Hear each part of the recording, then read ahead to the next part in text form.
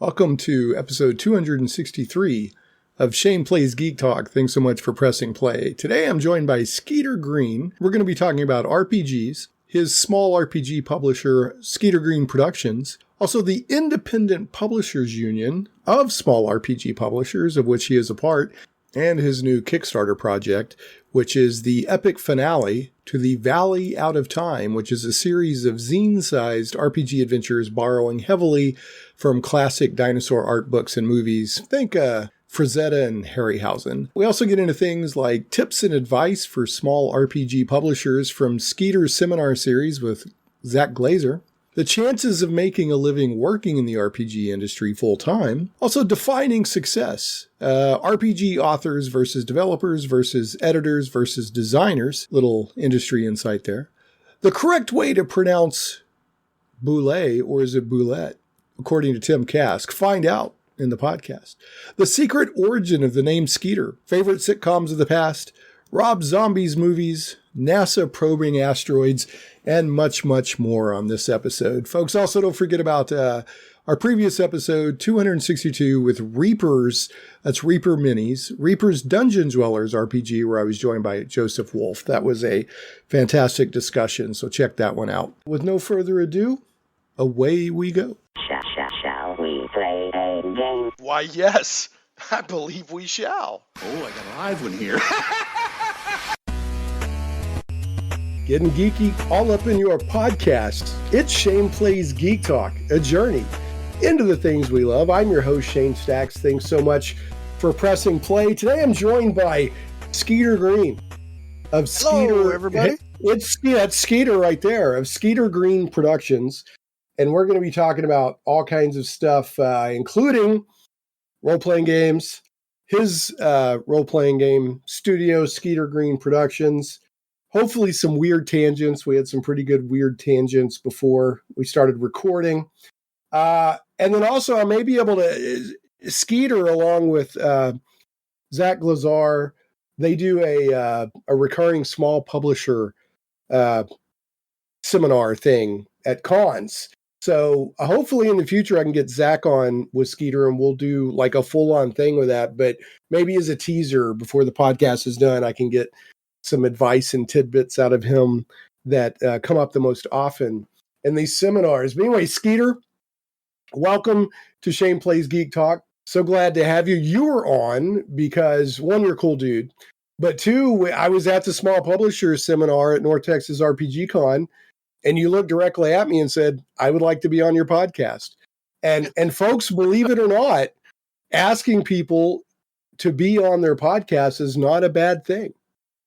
Ask nicely, I was like, sure. So, always happy to have a fun guest, and RPGs are right in the wheelhouse of this podcast. That's not all I do, but I cover RPGs a lot. So glad to have Skeeter. And I love to talk to people who are in business for themselves in the RPG industry, and help learn about what they're doing, help them expose their work. And like I said, maybe give tips and stuff like that. So Skeeter, first I got to ask you, because I don't think I've asked you this before, is Skeeter a nickname? How did you come to be referred to as the state bird of Arkansas? And I can say that because I live in Arkansas. Actually, my dad is from Tennessee. Yeah. So Skeeter is not as outrageous back there in the hills that it is out here. It doesn't cause you to catch a beat down like daily when you're in school. So that's where it came from. And no, it is not my official legal government name. That is a nickname. So, okay, do you feel comfortable revealing to the world, to get a scoop here on Shane Plays, what you're? Sure. We can edit this out if you don't want. What is your given name? Ernest Green. Ernest Green. Yeah, it sounds official. I'm even the third, if you can get your head wrapped around that. I seem official and aristocratic. The third. Yeah, it would have been you and Lovey on Gilligan's Island. Oh, geez. Yeah. What's your favorite old sitcom like that? I love Gilligan's Island. I love some Beverly Hillbillies. The You gotta crazy thing is my wife just asked me this a couple of days ago. really. And I mean, it was instant and without hesitation, and it took her off guard. My favorite sitcom was Fantasy Island. You consider that a sitcom? I mean, when I was that age, I didn't know the difference between any of the genres of TV, but yeah, that was always, and I mean, it makes sense because it's something somebody creates with their mind on this island, and it is Yeah. so immersive that it becomes real. It's actually, people probably look at it as cheese now, but it's actually a really good setup. You got Oh, yeah. you got the mysterious Mr. Rourke, who you never quite understand what's going on with Mr. Rourke, but he's mysterious and very likely magical.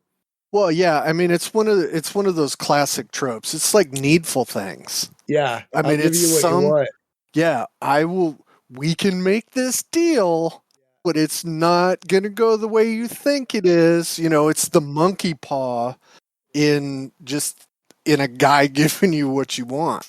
Right. Yeah, they always, of course, since it was back in the days when everything got wrapped up in either 30 minutes or an hour. Right. And everybody Right. learned a moral, right? Yeah. My fantasy is to be a superhero, or my fantasy is to be a private eye, or whatever the fantasy was.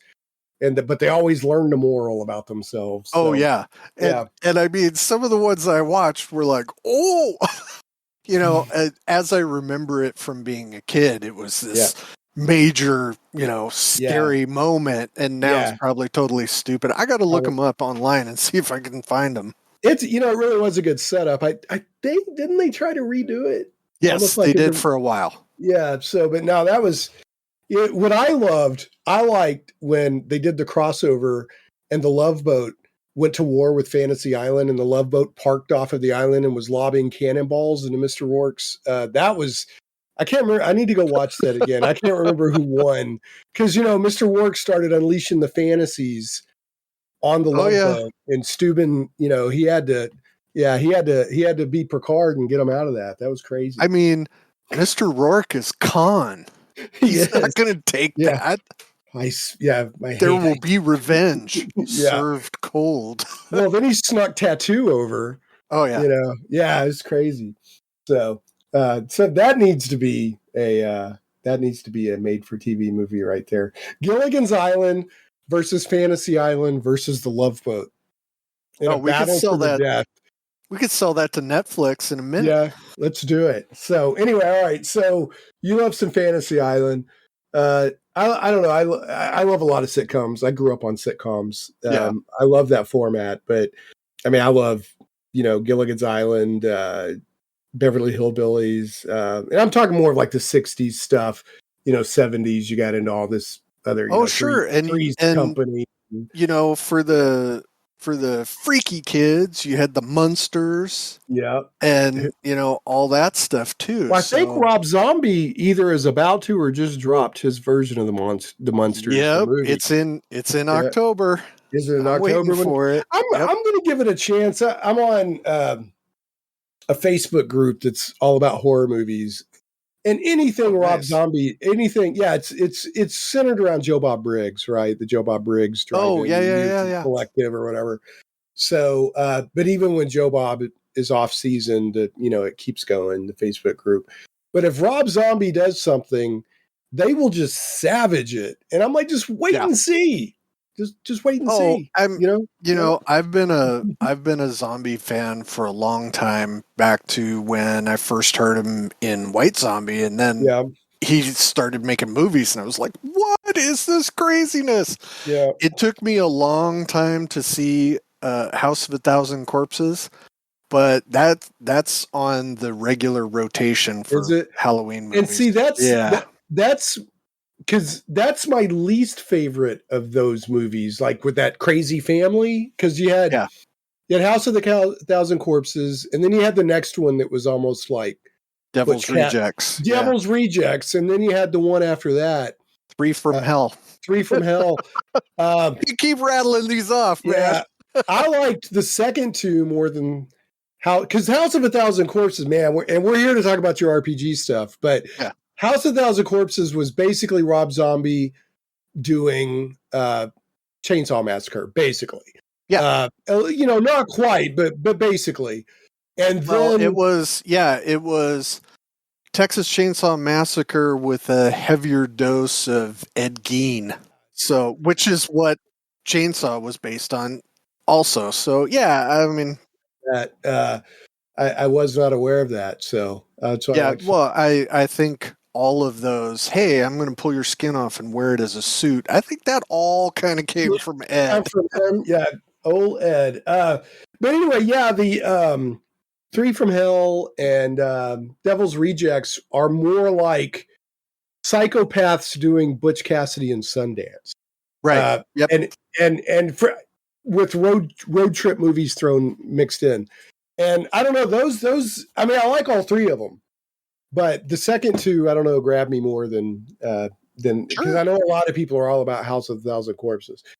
Well, and some of his other movies that people hated, I appreciate more than even that line. I mean, 31 is a creepy ass concept for a movie. Yeah, which I have not seen that one yet. I've seen that, I know it's out there, but I haven't watched that one. It's straight up nuts. It's a torture horror movie. So that it is definitely not for everyone. But the witch movie, I can't think of it. I don't know. I think the only other movies I've seen by Zombie are his Halloween movies. Which I don't hate them. There's a lot going for him. My only critique of his Halloween movies, or I think Michael Myers works better when you don't know his motivation. When he's just evil because he's evil. Right. That's scarier to me than knowing why he's crazy. Yeah. And that movie I couldn't think of was Lords of Salem. Okay, yeah, I haven't seen that one. I've heard of it. And I like that because the culty evil bad guys take people over through a record of all things. So yeah, it's like backwards masking. It has one on there, but this cult sends Sherry Zombie is the DJ, so she gets this record delivered to her and she starts playing it and it starts making her go crazy and it starts turning her into a witch, and then these other people do witchy stuff, and I liked it. Yeah, a lot of people criticize Rob Zombie for always casting his wife. I don't really care about. I mean, that's fine with me. I thought she looked in Three from Hell when she's wearing that like a white dress and she's got the Indian chief's Native American headdress on and she's got the bow and arrow. That was so cool, man. I mean, that was just sweet imagery. So anyway, all right, let's move on. I went, as people could tell, Skeeter and I like movies. And in fact, before we even started recording, you were I can actually tie this into our whole point for doing this. So this is not as off the track as it may seem to people. Bring us a beautiful segue. Yep. So The Valley Out of Time is a Kickstarter. It starts October 4th, goes through the 25th. It is an encapsulation of the old school dinosaur movies from like the 60s and 70s. Not Jurassic Park, because those movies are actually watchable. I mean, these whole stop motion and claymation dinosaur movies and the Ray Harryhausen movies, all of those things, that's what this series is trying to grasp, is that feel. Which I love that. I love the old dinosaur movies. I wanted the encounters and the images that Game Master is describing people to make them instantly think of a Frank Frazetta painting. I did The Valley Out of Time, and I wanted to do that as a 6-part series, mostly because I didn't have it all done at the beginning. And I wanted to make it so people coming in later could pick and choose what they wanted. It generally goes a book of encounters and then another book of supplementary material. So part 1 is Welcome to the Valley. That introduces you to the valley at a time and some of the crazy stuff. There's a giant lizard and a dinosaur and these kind of subhuman humanoids that are there that honestly came directly from Frank Frazetta oil paintings. So Which is cool. I saw those and I said, I want to adventure with that. And then the next book, Exploring the Valley, gives you random encounters and tells you a little bit more about the behind the scenes part of it. And then I did part 3, which was more encounters. And then part 4 is the tribes and factions and economy and barter and history. And then part 5, that's going to be coming up for Kickstarter next week, that is the kind of the boss thing of the valley, which you can try to fight or not. And then part 6 is actually more encounters for higher level play. There's 4 encounters, and this is for, say, in Swords and Wizardry, this is for when you're 8th, 9th, 10th level. And I wanted to put that in there because there aren't a lot of things that challenge you all the time. So I wanted this to be oh, yeah, we shouldn't fight that. Let's run. So, yeah, which is, I mean, that is a staple of that, you were talking about that, that genre of movie. Yeah. Like, they rarely, like, whoever it is that runs into the dinosaur is rarely going to fight it. They're like, I suggest we remove ourselves from this event, vicinity forthwith. It's like, let's go. The movie posters for 1 million years BC, when these cavemen are using these wooden spears against a T-Rex, it's like that is literally an adventure in this series. Yeah, which is cool. Yeah. So did you say the Kickstarter is for volumes 5 and 6? Let's talk about exactly what. So the Kickstarter is volumes 5 and 6 in the series. It's part 5, Rotten at the Core, and part 6, Gods Walk the Valley. And so, which systems are you focusing on? Because I've heard you've mentioned 5e, you've mentioned Swords and Wizardry, DCC, and MCC. Are you focusing mainly on DCC and MCC now, or what is your? All of the books in this series are released with a DCC MCC mashup. The stats are very similar, so any of the monsters I give stats for that and Swords and Wizardry. Okay. So in the Kickstarter there is an option to get 4 books that is part 5 and 6 for both systems, or all 3 systems, but it's only 4 books. All right, say that again. In the Kickstarter, people have an option to do what now? So you can, part 5 is available in 2 different game systems, and part 6 is available in 2 different game systems. And there is an option for some of the people out there, and they've been following all the Kickstarters. You can get 4 books. You can get all the ones being released for that if you get both books in both systems. It's confusing, but it makes sense when you look at it. Well, that's one thing I was going to ask, because I know it's more work. But do you find that I see this a lot, and I respect it, especially where smaller pubs will release their material for multiple game systems. Is that just to be cool to the players, or does that make the Kickstarters more financially viable, or both?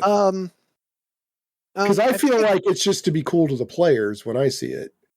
It's a little bit of both. I mean, it definitely, if I was releasing for only one system, it would cut out. And my Kickstarters releasing this way have been pretty close to 50-50. It's a 50-50, 60-40 kind of split. One is not way more significant than the other. Interesting. Okay. Certainly not enough for me to drop one of them. Okay. And it's kind of me thumbing my nose at some people in, some of the fans and some people in the business. There's often a commentary that one system is better than another one because you can't tell a story in a certain rule set, which I think is absolute garbage. I can run if a module is written well, you can put any mechanics to it and have a good time. I will stand up to anybody who disputes that and challenge them. I mean, I've done it. I've grabbed modules from other systems and run them at game conventions a bunch of times. So it's not as big of a deal as it seems, especially since the way I write is very cinematic and descriptive. I have a number of times been told I'm wordy. So, but that's what I want. I want, when you run an SGP adventure at the table, I want you to be able to visualize what the characters are doing. That's part of the point for me.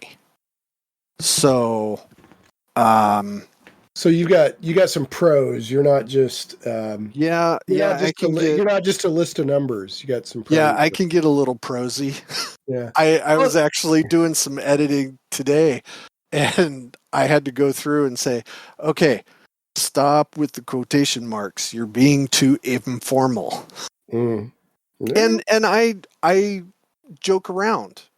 I write RPG stuff like I think Deadpool would. Every once in a while I do this little aside to the reader, wink, wink, nod, nod. Because I want people to have fun. The people playing the scenario should be having fun, and the person reading it trying to get some. It's like, hey, let's be a little jokey about it. I don't want this to be a textbook. I've said this before, but I'll repeat it. And I don't want every RPG book I read to be like this. But I will say, one of the funniest things I've ever read, and one of the best times I've ever had reading an RPG book. Have you ever read Whole Human Occupied Landfill from Black Dog Publishing? It was an imprint of White Wolf. Sounds familiar, but it was it was written very informally.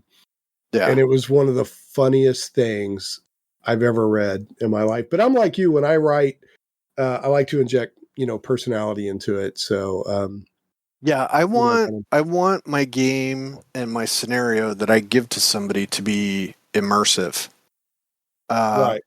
I heard this from some quote, and for some reason I always think it came from Gene Simmons, but I have no idea. When people sit down at your table to play at a convention or they buy your book, they're spending their hard-earned money on something you are giving them. So you make damn sure it's the best you can do. Otherwise, you've robbed those people. And that is a philosophy that I have carried with me for a long time in RPGs. And I think that's the way it should be done. Right. Yeah, and that's fair. I mean, you're basically saying that you want people to get their money's worth. Yeah, right? Absolutely. And I mean, for sure, these zines that I'm putting out are only $10 a piece. So I hope you get more quality than you're actually spending. So Skeeter Green Productions, where do you prefer people? Is Drive-Thru RPG? Where do you prefer people to, if they're not supporting your Kickstarter, which, what's the name of it again? The Kickstarter is The Valley Out of Time for Swords and Wizardry DCC MCC Part 5 and 6 Final on Kickstarter. The Valley Out of Time on Valley Out of Kickstarter. Time. That will be October 24th through October. No, October 4th. October 4th through 25th. Yeah, October 4th through 25th. So if it's not on Kickstarter, where do you want people to go to Drive-Thru RPG and look for Skeeter Green? Where do you prefer people to buy your stuff from? You can get the PDFs of all of my books on Drive-Thru RPG, and all of my PDFs are $4, except for one Mork Borg book that I did that is a 200-page PDF. I think that's $15. But you can go to skeetergreenproductions.com. That's my website. You can also go to Goodman Games in their third-party publishers arena, and I believe Jim Wampler at mudpuppygames.com also has my books. Well, so I'm all over the place. Yeah. All right. So again, folks, that's Skeeter Green Productions. Main thing is, right, if you're listening to this podcast during the month of October, go check out the Kickstarter, the Valley Out of Time, volumes 5 and 6, the final, for multiple game systems.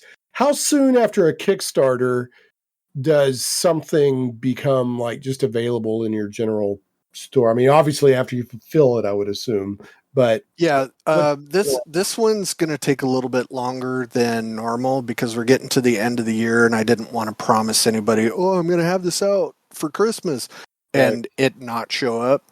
So the plan is to fulfill in January. And if I can get them done before, I will certainly get them out to people as soon as they... I'll get them out to the Kickstarter backers as soon as they get here. I've been really good and very fortunate that I've been able to dodge the shipping issues. So, this one's supposed to ship in January, and sorry it's not going to be here by Christmas, but yeah, I don't want to make promises I can't keep.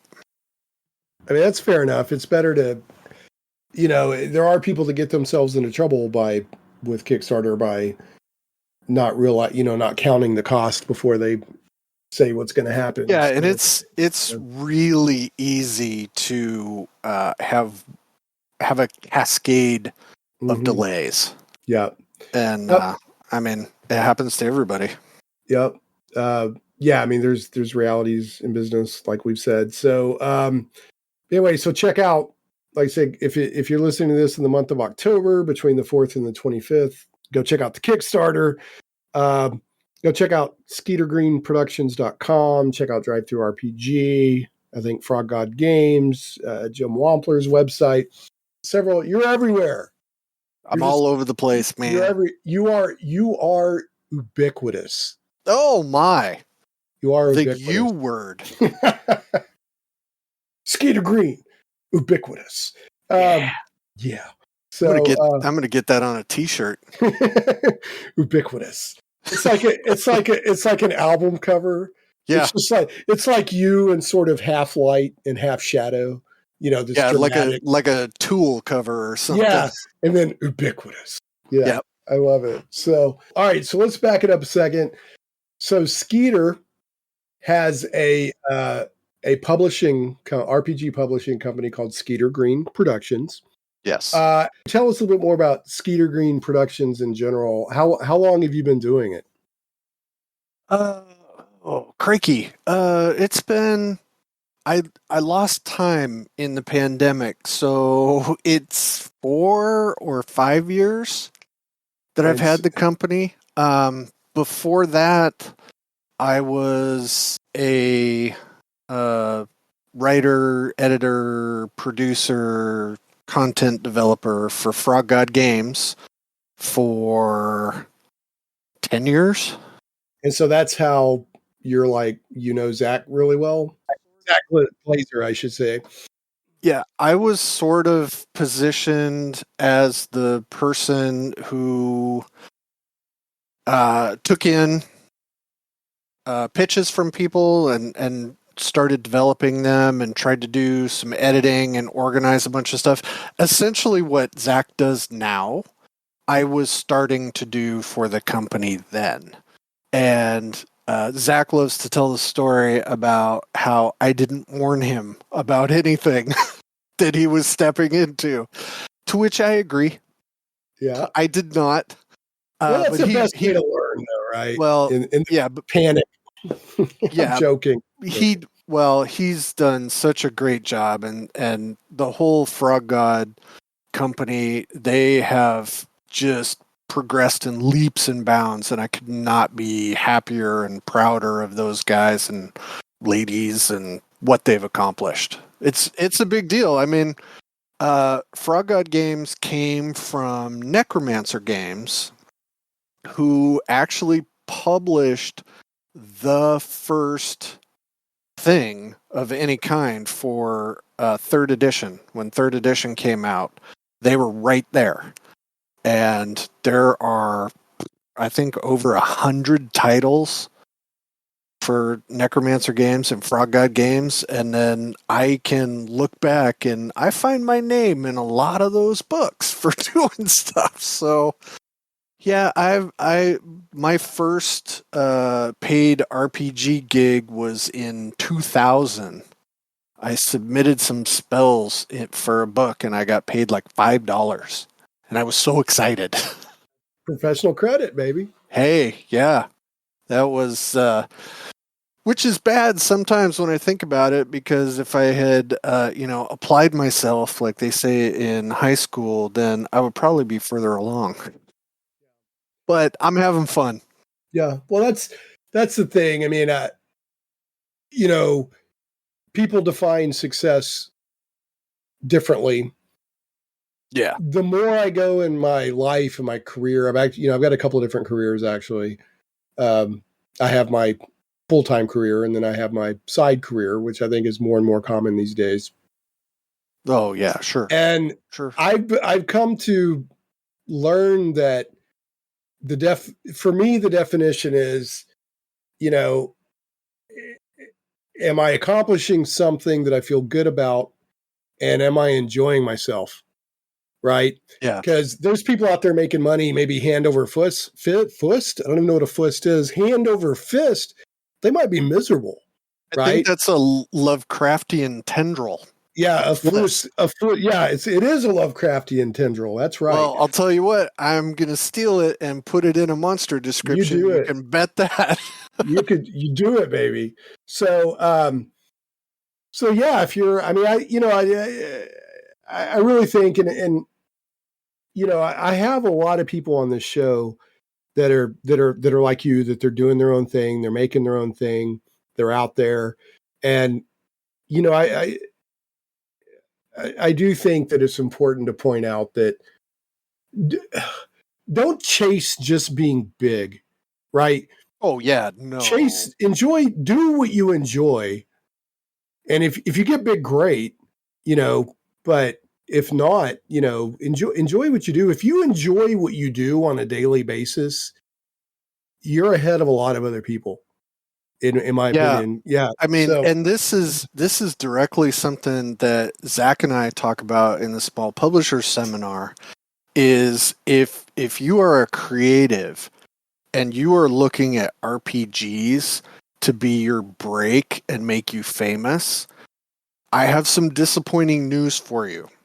There are probably more people who have gone to space than become super famous because of RPGs. Now, yeah, if you're a fantastic artist and you happen to, paint something that gets put on a book, that's not the same thing. But if you enjoy RPGs and love them, and I always use artists for an example because that's the easiest one for me to visualize doing this. If you want to draw art for people to use in the RPG world, you're going to need to have another job, because unless you are extremely fortunate, that is not a cost of living viable profession. Right. And, with the way the economy is going and how the pandemic changed so many things, some of that is still shaking out, and it may become more viable to do the gig career type stuff, but it's RPGs are not going to get you a 6-figure salary. Yeah, and it's got to be very rare cases. I mean, you've got to be, probably the most shining example of somebody I can think that has come out of the industry and did their own thing and has become famous and successful would probably be Monty Cook. Oh But yeah, even Monty Cook is only famous within the RPG world. You know what I mean? I mean, you're not. he may extend a little bit just because he's also a rare case. I mean, he was fundamental in getting. I don't know if he worked on 4th edition, but 3rd and 5th edition, he was very important. He's a little bit different than a lot of other third-party publishers because he has his own systems as Right. well. So, and that's just smart. If you are a creative, I've had this argument with a bunch of people, the difference between certain definitions like game designer, game developer, author, what do those roles actually mean? Because as soon as somebody writes 3 sentences on a piece of paper for a dungeon design and says, "Oh, I'm a game designer," it's like, no, you're not. You could be an author for sure.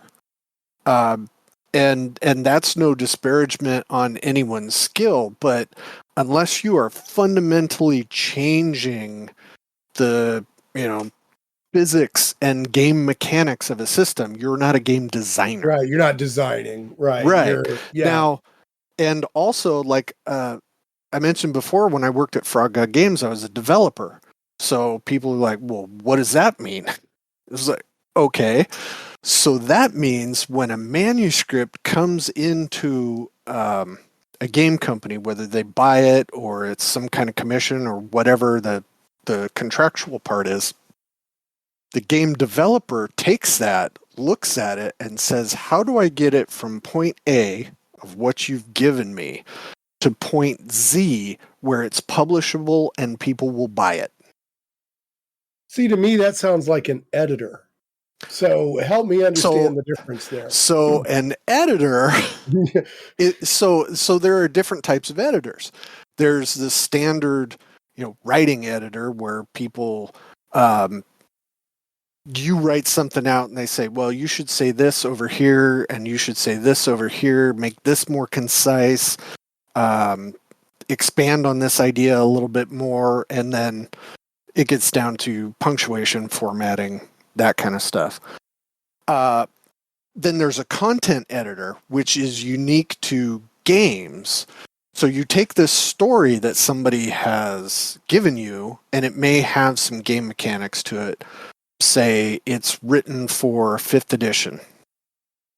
So a content editor will take that and say, what changes do we need to do to release this for Swords and Wizardry or Dungeon Crawl Classics or, 5th edition 0.75 or whatever that's coming out. Content editors. D&D 1.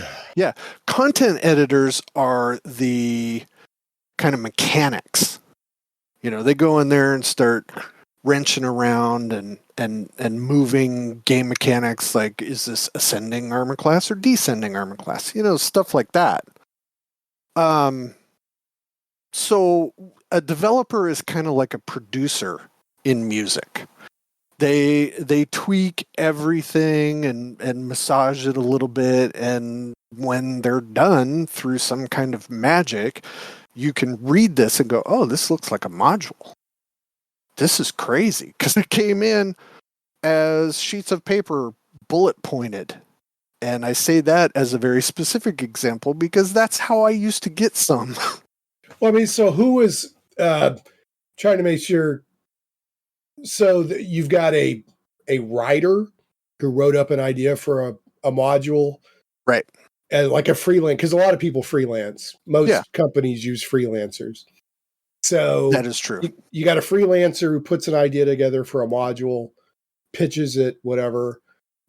Skeeter Green Productions or Frog God or Necromancer or whoever, Goodman Games, Planet X Games, just to throw some names out there, buy it from the freelancer, but then a developer takes it across the finish line. Am I saying that right? Correct. Yeah. Okay. All And the developer can also sometimes be the project manager.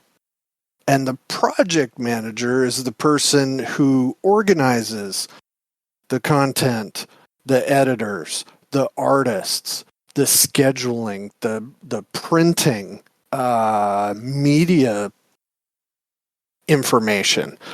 So a lot of these things are different roles that one or two people fulfill. And if it's a big project, it can be extremely overwhelming. And I say that as somebody who worked on Rappaneathic, Bard's Gate, The Blight, and several other very large books from Frog God Games.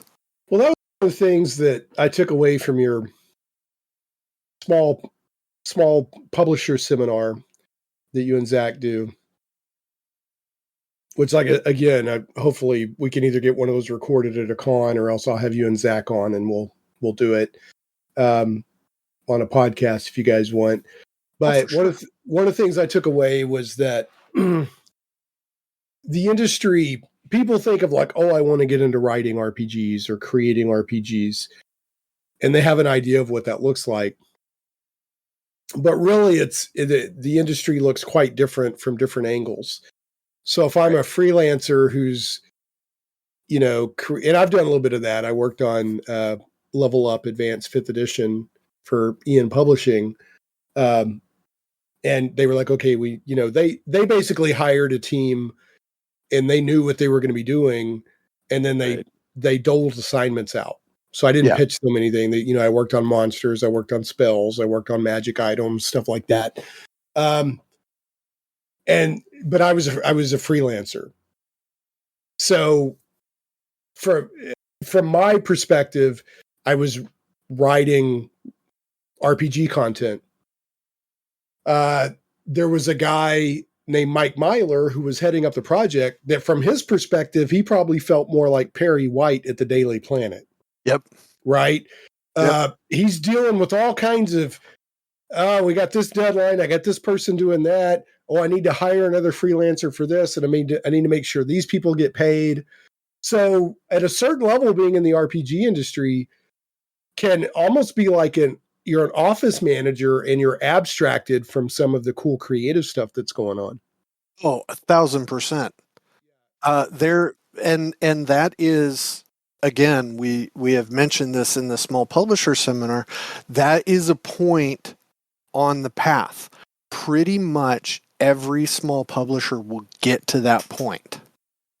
Unless you totally flame out your first product and decide not to ever do it again. Yeah, you say, I'm done with this. Yeah, it's work. I mean, there's no shortcuts to success. I mean, no. That's one thing I've learned because I've chased, even doing, I've done talk radio, which I always wanted to do. So I've done several years of talk radio. I've done podcasting. I've done writing. I've been working on my personal art for a few years now. Yeah, I saw some of your sketches in the Discord. Those look great. We should talk. Oh, well, okay. Yeah, Ed Bickford actually saw some of my stuff. Oh, he needs to shut up. Well, no, he was complimenting me. No, I'm tight with Ed. I give him so much crap. We actually Levi Combs from Planet X Games, Sure, my yeah. brother in the Independent Publishers Union. Who only podcasts shirtless, evidently. Yeah, he's Yeah. he's a savage barbarian. Which there's a joke about that I'll get to because it involves Ed as well. Well, He was Levi was putting out his zine series, The Phylactery, and he right. started using Ed for some of the art. And just like whenever you have any friends, when you're a single person studio, you're always like, "Hey, man, who'd you use for this art, or who's available for this art?" And he gave me Ed's name, and I got him to do a bunch of stuff for me, and we finally got him to start coming to RPG conventions because he would always go to comic conventions, and he had no idea what Right. was going on at the convention. So it was wonderful. We mess with him all the time. He is such a sweetheart and such an amazing artist. He's actually kind of dipped back into comics and doing some comic covers for some other people. So I can't get him to do as much work, but yeah, I like Ed a lot. he is gold. Yeah, I've had him on the show, and he's talking about how he worked really hard to get into comics for a long time, and he shared with me since then, ironically, by doing more RPG art, that opened comics up for him more. Oh yeah, I bet. Yeah, he said it's almost like when some actors they'll go to France, and then their work in France opens them work up back in America or something. I think that was kind of the analogy that he used. Well, I think there's gotten to be, it's either gone back to the 70s and 80s, or it's just become like the 70s and 80s where hobbyists of different kind of things, like the people who like to nerd out to comic books and sci-fi movies and horror films and all of this stuff are cross-pollinating and finding these other things that they also like. I mean, Joe Manganiello loves D&D, and he is not a poser about it. He is not. No, he's legit. Because he's legit. Because I mean, well, he's like on a personal crusade to make the Dragonlance movies. Oh, I bet. Yeah, like he wants to really bad. He's going to be fantastic in any role that he's in because he's hilarious. I just think he's funny as shit in any movie he's in, where he's supposed to be. So, I like it. Yeah, no, he's legit. Yeah, did you talk about the art? Most of the stuff that you've seen of mine is like I use a reference, but did you see the Legends of Log piece that I just did? Was it on? I was just scrolling through it today. Was it look on in the Discord. Click up in the comics channel. It looks like an Ent crossed with Conan. Oh, holy cow! Yeah, that's one of my favorite indie comics right now. It's called Legends of Log. So nice. I just did that yesterday. Yeah, one of the encounters in my part 6 of my Kickstarter that I just finished up a couple of days ago is a bunch of palm tree ants that come and try to kill you. Well, that's fantastic. That's fantastic. Reminds me of something that Jim Wampler ran us through in his Mutant Crawl Classics. Texas. Anyway, all right, I want to take it back over to. Love to talk to you about some art. I'm still, I've been working on my art for about 3 years now. I will say I always let people know most of the stuff that I do that looks really good, I'm working from a reference. So, Sure. Yeah. So anyway, okay. Which I've learned that more artists do that than I realized. I thought all these artists just whip stuff out, out of thin air. I want to talk a little bit more about Skeeter Green Productions. Do you do it full time? No. Yeah, no. That's another thing that we need to let people know. I've got a cushy day job. Yeah. So that pays quite a bit, and I have my lovely wife who also has a job. So I don't have to do the hustle that a lot of people do. And, much respect to anybody who decides they want to do RPGs full time. If you can do it and that makes you happy, you won, just like anything else. One of the things that we talk about in the seminars is the difference between a small publisher and a freelancer. So a freelancer does their portion of a book, whether it's an author, artist, editor, what have you, and then they're done. They get paid for their time and their effort. Not awesome because this is RPGs. Right. But then they're generally out of the project. An independent, or not an independent, a small publisher owns the whole process. So, if you're doing any of the creative on it, say you're an artist and you hire somebody to be an author, you have to do all the stuff. It's like a general contractor. Mm-hmm. I mean, you are in charge of schedule, budget, all of this stuff. You can't squeeze somebody that's doing work for you necessarily. We've been very fortunate when we go to Gamehole Con that Crystal Mazer has been coming on our small publisher seminars, and she is a top shelf freelancer. So we get to have her perspective on what she has to deal with, and we try to help other small publishers to be able to communicate with freelancers, because if you don't know their language, you're cutting your own foot off for your project. Right. So can you do you have like an example of that? Yeah. Layout is a perfect one. When you get your book written and you have some art gathered and you hand all of these pieces off to a graphic designer who's going to lay your book out, and they hit you with, what do you want for a bleed? A lot of people... I don't want to bleed. What are you doing? Yeah. Exactly. It's like, I'm not bleeding. What are you talking about? And bleed refers to the space beyond the pages where the image goes out, and, that's like the cutting point. So you don't want certain aspects of your art to be near the bleed line because you don't want the page to cut it off. Well, I don't know anything about that. So if somebody asks me, hey, what are the specs you need? I have to go ask somebody else that I trust and who knows what I am all about and what I am trying to do, and say, I don't know what this means. What do I say?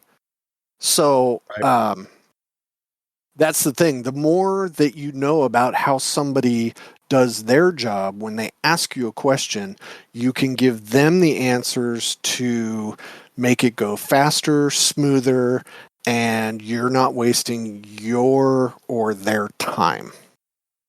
Gotcha. Okay. So in other words, you need to know the lingo and the jargon of the type of freelancer you're working with. Absolutely. Gotcha. Yeah. Even in, like one thing I ran into years ago, I used to do a lot of website development and thereby graphic design as well. And one of the things you run into almost immediately, is like I would design stuff for the web, and then the client would be like, "Oh, can you also send me this in CMYK because I need to send it to a printer?" And I'm like, "I have no idea what you're talking about." So it was a failure on both sides, right? I didn't know enough at that point to know about because web coloring is, at least especially back in the day, it's gotten more sophisticated, mainly because of Apple pushing display resolution and beauty, and their iPhone and all that. But definitely back in the day, you could get away with a much smaller color palette and resolution. Oh, sure. Yeah. But so when the client was asking me for stuff, they didn't specify I Mhm. need web and print quality. And I wasn't experienced enough to know to even ask. Right. So Right. um so that, it's just kind of a learning process. So Yeah, uh that does get into a sticky wicket.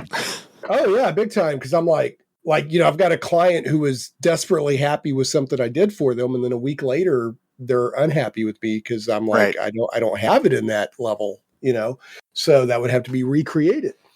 And all of that stuff that Skeeter's throwing out, folks, is a wonderful teaser of his small. These I would pay to go in his and Zach's small publisher seminar because they're giving you for free hard-won advice if you're wanting to either be a publisher or a freelancer. They cover both sides, what you need to know. Um, one of the things they lead out the gate with is don't work for free. Oh I don't yeah, I no. don't care how new you are, don't work for free. Your time is valuable. If you don't value your time, somebody else is absolutely not going to do it. Yeah. And You know, I the yeah, go ahead. there are very few altruistic business people. Right. And while it has been my experience that the third party publishing RPG community is generally pretty cool. They I have never had anybody kind of shut me down if I've asked anybody a question. There are some very specific and notable exceptions to that, which I'm not going to be catty and bring up, but Yeah. um, Well, for the I'll bring one up. I brought this up in the seminar. I'll bring it up again. I'll take the heat for this one. The guy that did kickstarted a new version of Big Eyes Small Mouth when he hadn't even paid the people from the previous version. oh yeah, So watch out for that stuff. Uh, well, he and found and he found some technical loophole, but there was nothing cool about what he did. and there are always going to be people like that. I mean, we had the Ken Whitmans from before. There's a huge difference with RPG Kickstarters. I'll just focus on that for a minute. There's a huge difference between people who screw up a project, learn from it, and grow from it, and people who thought, oh, here's a way where I can make some money Mm-hmm. and just don't produce things. Mm-hmm. Yeah, no, there are a few people out there taking advantage of the system, but most people are earnestly trying to Yeah. genuinely in good faith. And Kickstarter, we talked a little bit about this before we started recording. People forget because especially for like comic books and role playing game stuff and like maybe board games, it's Kickstarter is being leveraged and used as a pre-order system. But at its core, Kickstarter is hey, speculate with me and let's see if we can make this product happen. And Yeah, I I mean, don't, I, that's the kind of thing where things change right, from their idealization into how they're actually able use, to be used and used most commonly. right. And I mean, you've got larger companies or other situations where financially the person or the company does not need to use Kickstarter, but it's a good marketing tool. That is I would say the only companies that are not going to use Kickstarter are probably WotC and probably Paizo when Pathfinder was really doing well. I haven't followed it, so I don't know if it's doing well. Um, but mid-tier publishers, I mean, Frog God Games, Kobold Press, freaking Chaosium. all of those companies use Kickstarter for at least certain products because even at their, they seem so giant to little one-person shops like me. The margins in RPGs, unless you are in distribution and on a national at minimum, if not global scale, you can't take the risk, because if you buy 2,000 copies of a title and then you find out only 30 people like your idea, you're done. Right. And that right. is for anybody.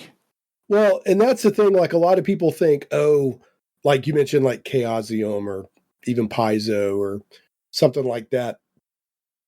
In the great scheme of things, not only in the entertainment sphere, as entertainment as a business sphere in general, but even within game publishing, RPGs are very small.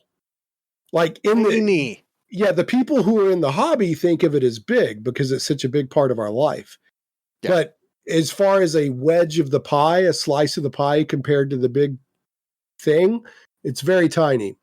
So that's why you see larger companies using Kickstarter, what we think of as larger, relatively larger. And there are, board game companies use it because to produce a board game is a lot of money. Yeah. So they have to know that they're going to at least get their money back. CMON is on Kickstarter all the time with different stuff, and they're pulling in $1 million, $2 million Kickstarters. But what people go, oh my God, they're making so much money. Yeah, I bet they're not. Their profit margin. I that's something I've talked about a lot. That revenue versus profit are way two different things. For third-party publishers, small publishers in RPGs, the margins are tiny, and there are so many things that people don't see. Like if somebody produces a book and they bring in, we'll say $30,000.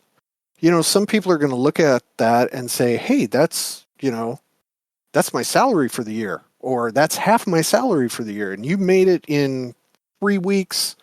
Yeah, but what are the printing and distribution costs? Right. And then you get 10% taken off just off the top. Right. Kickstarter takes that goes to their chunk. Yep. You have likely, if you've made this much, you have a hardback book, and those prices to get printed domestically are enormous. Plus all the delays, you're not making that ridiculous of a margin. And God forbid, if you forget that that's income that you have to pay tax on, the bulk of that, you're screwed.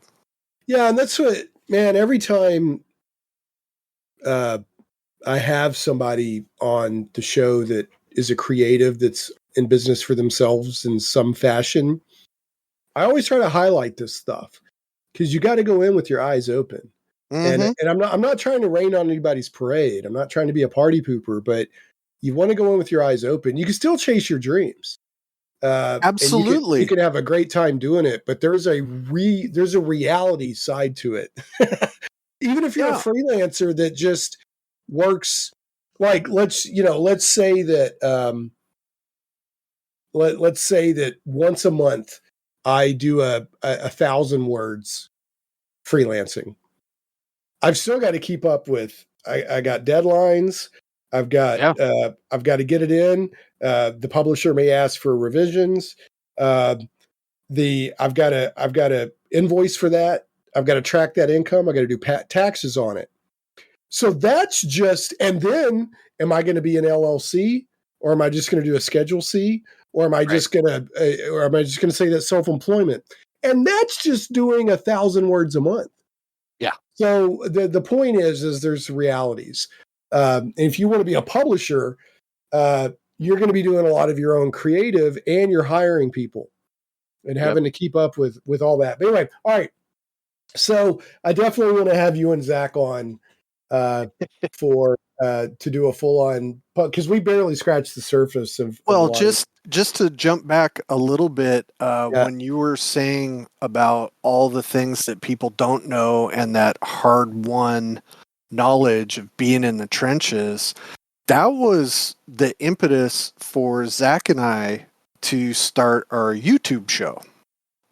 So we would, we would just get on and do reviews of products. Zach has a bajillion different RPGs. He's a very prolific collector. So he would just find stuff, and then we would talk about it. And then we started to realize that we actually had developed a knowledge base. We were informed and know things about, pay no attention to the man behind the curtain. We're behind the curtain. right. And he and I started talking that, we should start telling people some of this stuff so it's not so difficult for the newer people that we're trying to hire. They don't know. Well, let's start giving this information. So we started doing it on the YouTube channel. And then I don't know if it was him or me, decided to do it as a seminar. And we did our first one at North Texas several years ago. And we've done it there, at GaryCon, and at Gamehole every year since then. That's great.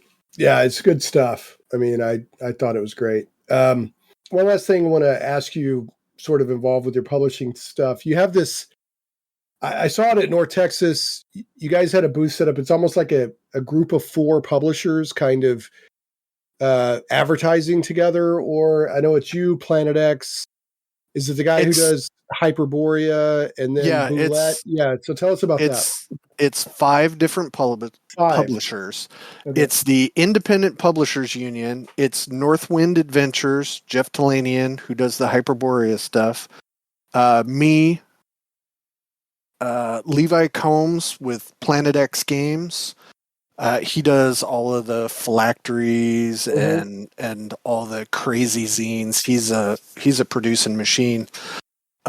Silver Boulet is our buddies Ian McGarty and Rocky Gardner. And Jim Wampler of Mud Puppy Games. And we were all kind of talking about this. Actually came up because I got offered a special guest position at North Texas. And with the special guest benefits, you can get a free vending table to put your product out there so people can see what stuff you have, and you can, hawk your wares and all that stuff. And at the time, I had 3 versions of one book. I'm like, man, this is stupid. I should just give it up. And then I thought, well, it's free. Why don't I have some of my buddies put stuff on the table and actually do this? And it just grew from there. And now we're all over the place. Vending and going to conventions. And I mean, we have backdrops and fancy stuff. It's almost like we're taking this seriously. Yeah, well, I mean, it was very eye-catching, and you guys had a good placement in North Texas. And another thing that was smart, you always had somebody there. Looked like y'all had I'm assuming that you worked it out among yourselves. Like, let's always have somebody sitting at the booth. So, for sure, you got to do that. We're actually getting set up for that and doing some communication for Gamehole that is in about just less than a month. Yeah, it's always isn't it always over Halloween weekend, I think. They're going to move it up, but it was always at the end of October because Madison, Wisconsin, where it's at, they have their football team. Just when they have games on the weekend, it has to be Gamehole has to be on an alternate weekend, otherwise it's just chaos down there. Gotcha. So, Okay. but yeah, they've nailed down the dates for it. Yeah, I hear nothing but good stuff about Gamehole. So Oh, if people have never been to Gamehole, I encourage everyone to go. It is a wonderful experience. If it is the first time you've ever gone to a game convention, it will ruin you yeah, because it is the smoothest running convention yeah, I I've heard have that. ever gone to, and I've gone to a bunch. Yeah, So, I've heard that a lot. Alex Cameron and his crew that run it get yeah, a lot of good word of mouth on it. So Alex, Josh, Sean, Royce, and I know I'm forgetting some other people. Those guys have built an infrastructure for gaming that is just second to none. And it's just a bunch of guys, they all play D&D together. the Gamehole was where they hung out and played. I've had Alex on a couple of times talking Yeah. about it. There's actually a place called the Gamehole. I think it's Yes, above a bar, if I remember right. Yeah, so Alex owns this pub, and the second floor of the pub is where they play D&D and where Alex's shrink wrapped collection Right. resides. I've been there a couple of times, and I mean, it's the artifacts he has in that room is amazing. So Independent Publishers Union gave a shout out to all those guys. What's the name of all the different people involved again? Northwind Adventures, Skeeter Green Productions, Planet X Games, Silver Bulette, and Mud Puppy Games. Games. Okay. And if you look at a bunch of Mud Puppy Games puts out the Scientific Barbarian zine, which is amazing. But you're going to see all of our individual names writing articles for that. Ian from Silver Bulette does maps for me. Rocky from Silver Bulette does layout for a bunch of people. Levi writes all over the place. I've written a bunch for different companies. So is that? I always thought it was Bulette. Is it Bulette? Because it's named after the D&D monster, right? That looks like a right. Yeah, it's like a bullet. Yeah. I strongly encourage you to ask Tim Kask that question. Oh, no. Are you trying to get me in trouble? It is Bulette, and at North Texas, I've yelled to people down the hallway that have been near Tim Kask and said, "Ask him how to pronounce Bulette." and Tim, oh God, he is the gruffest person in person, but honestly, just absolute sweetheart. I think he's just gruff with us because he can be, because we're not going to go anywhere. Well, I mean, he's an old grognard. He's the very definition of a grognard, man. He is the captain of the old guard of D&D. I mean, he is the closest person to the source code that has been around consistently, except for Luke Gygax. You've given some wonderful information about, running a company and being a freelancer and all that. But I also want to make sure to talk about your stuff. So, what does Skeeter Green Productions specialize in? What sweet spot do you hit in the RPG industry? What do you produce?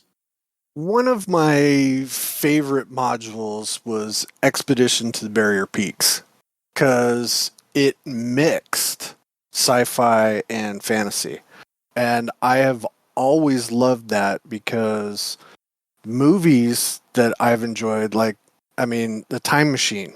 So you use science to go literally underground with these Morlock creatures and try to survive. That is so D&D and sci-fi. I totally get that some people are not interested in mixing the genres, and respect. Do play this game the way you want to.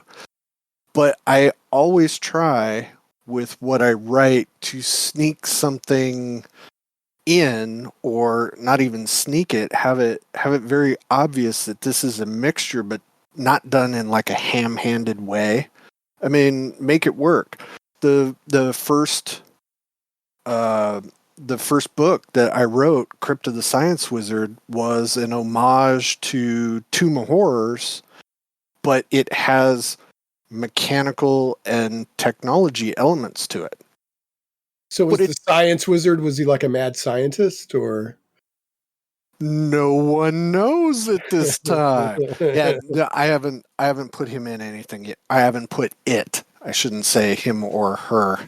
You haven't put it isn't it. You haven't put the entity that is the science wizard into. So it's Correct. just the crypt. I'll tell you one thing. I do like that bonkers mix. I mean, I love a good, just fantasy romp. Right. But I do. Barrier Peaks has always grabbed me in a cool way, and I'll tell you why. I like the mix of sci-fi and fantasy. I like settings they seem fantasy, but they're really far in the future, like Jack Vance, or even a lot of people. Shannara, the Shannara trilogy is in the future after a nuclear war. So every now and then, like a robotic thing will bust out. But what I liked about the Barrier Peaks, the Expedition of the Barrier Peaks, is it starts like a regular fantasy adventure. And then if you don't already have foreknowledge of the module, you get this wonderful surprise that, this is a spaceship and there's robots. Right? Right. So you start in quote unquote generic D&D world. Uh-huh. But then there's this, so you don't start in this world building that's a mix, but then you have this wonderful intrusion of futuristic technology. So instead of I'm going down to the dungeon, I'm going into a spaceship. So that was such a wonderful. I hate to sound all professory, but what is it? Dichotomy, juxtaposition. Yeah, I think it's juxtaposition. Yeah, the juxtaposition of it was great energy. Well, yeah, one of the things that I have, I have a side box in Crypt of the Science Wizard for Dungeon Crawl Classics and Mutant Crawl Classics, where quote unquote magic is referred to as ultra science. Right. Because that quote, and I always forget who it is, if it's Arthur Clarke. Any technology significantly advanced that's Clarke. Is indistinguishable from magic. And I thought, exactly.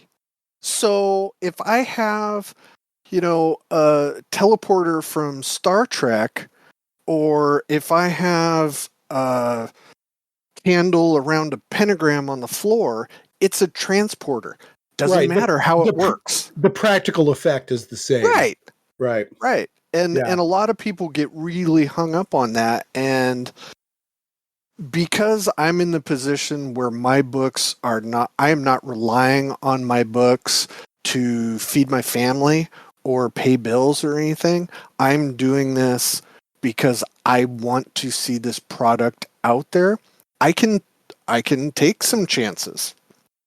I took a chance on a Kickstarter a couple of months ago, and it did not go as well as I thought it would.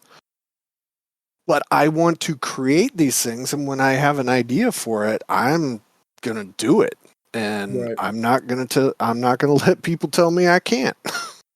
Well, that's one of the nice things about being able to do something as a side, endeavor when you have freedom, right? Because you like you said, you've got your bases covered with your main gig and your exactly. wife.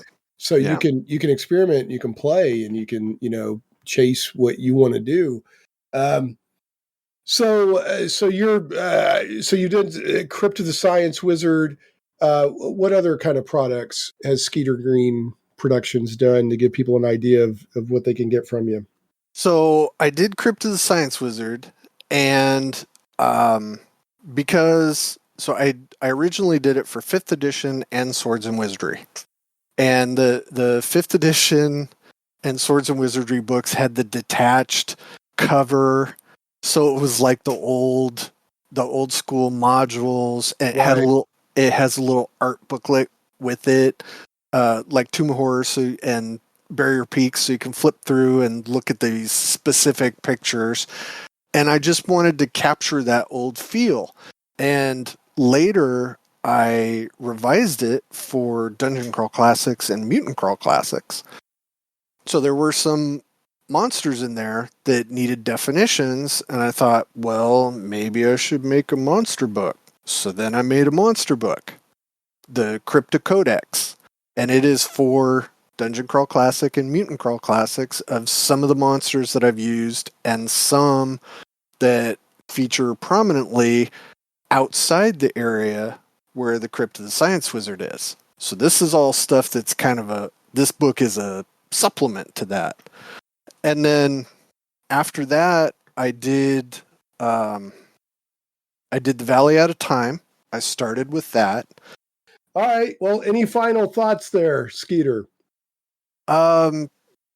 Support small publishers. They really need your help, and we're living in a golden age of zines. A lot of people are putting out a lot of great content, so give it a shot. If it's not me, take a look at somebody else. Right. Yeah, do check. There is a lot of really cool stuff going on out there. Yeah. So, yeah. All right. Well, I've got to do this to you. It is either the highly anticipated or the highly dreaded bad joke of the week. So I always end my show with a bad joke. So here we go. Are you ready? Hit me. All right. And this is sort of an honor. There's some NASA probe that's supposed to hit an asteroid today. Did you see that? I did not. Now, this is not the joke. This is like real news. Yeah, it's there's like you just said probe and asteroid. And you expect me to believe that is not the joke? It's true. It's a small. I'm not new. Yeah, no, this is serious. Yeah, well, no, we're not talking about stuff clinging on Uranus. Hold on a second. Okay, so probe the asteroid. No, it's true. Hold on a second. I believe none of this. No, it's true. Hold on. I'm being held against my will. No, they're doing. Here it goes. They're doing it. They're doing live coverage. Okay, this is from ScienceAlert.com. That watch a sounds live official. feed. No, it's true. You can go to YouTube right now. NASA has a live feed. Yeah, believe everything on YouTube. NASA's DART mission, and DART stands for Double Asteroid Redirection Test, will be the first to deliberately and measurably change the motion of a significant body in our solar system. In other words, it will smash into an asteroid. This is happening right now. You can go to YouTube. NASA's this thing literally, I'm not lying. So there's it looks like Voyager. It looks like Voyager or something, right? Uh-huh. And it's I'm serious. It's zooming towards an asteroid. And it launched a little spaceship out of it that has cameras in it to cover what's happening. So it launched this little piggyback spaceship that's flying along with it. And they're going to probe is taking a selfie. Yeah, it is. Yeah, it's as it probes the asteroid, it's taking a selfie. Hey-o. Hey-o. But it's true. So anyway, so they're going to smash it into this asteroid and try to change the direction of the asteroid to test for in the future when they're like, oh, there's a giant asteroid and it's going to kill us all. They'll learn what they need to do to redirect these asteroids. This is all true. Okay, now it's time for the bad joke. Okay. All right. This bad joke is in honor of probing the asteroid. All right. Astronomers. See, now this is all anticlimactic with the bad joke there. All right. Astronomers got tired of watching the moon go around the Earth for 24 hours, so they decided to call it a day. Oh my God. We were doing better with the probing asteroid. Well, the key is that it's the bad joke of the week. Yeah. It's supposed to be bad. Well done. So there you go. Yeah. And so there you go. So probing asteroids and calling it a day. That's how we'll finish this episode of Shane Plays Geek Talk. Well, Skeeter, I've enjoyed it. Look forward to talking to you again. Hopefully run into you at North Texas. And I would like to have you and Zach on and do a small publisher seminar. And then we can disseminate it. Ooh. We can further your ubiquity. Excellent. One day I will be everywhere. You will be everywhere, and you will be all things, just like the science wizard. I will be all encompassing. Yes, all encompassing. I think that's how cult leaders start. Yeah, it is. Is that kind of the conversation that they have? Yeah, but there's usually acoustic guitars and women. All right, well, I'm gonna wrap us up. Thanks so much for being on. Really appreciate it. And thank you. Yeah, no, it's been great. And everybody else, we will catch you next time on Shane Plays Geek Talk. Thanks so much for listening to Shane Plays Geek Talk. I certainly hope you enjoyed this journey into the things we love. For your convenience, show notes with helpful links for each episode can always be found at shaneplays.com. You can catch the podcast in several places, including on the blog at shaneplays.com, iTunes, Google Play Music, Stitcher, Podbean, Amazon Music, Verbal, YouTube, and more. If you like what you hear and would like to support Shane Plays Geek Talk, you can do so for as little as $1 per episode on Patreon at patreon.com/ShanePlays. Thanks again for listening, and we'll see you next time. Stay geeky, my friends.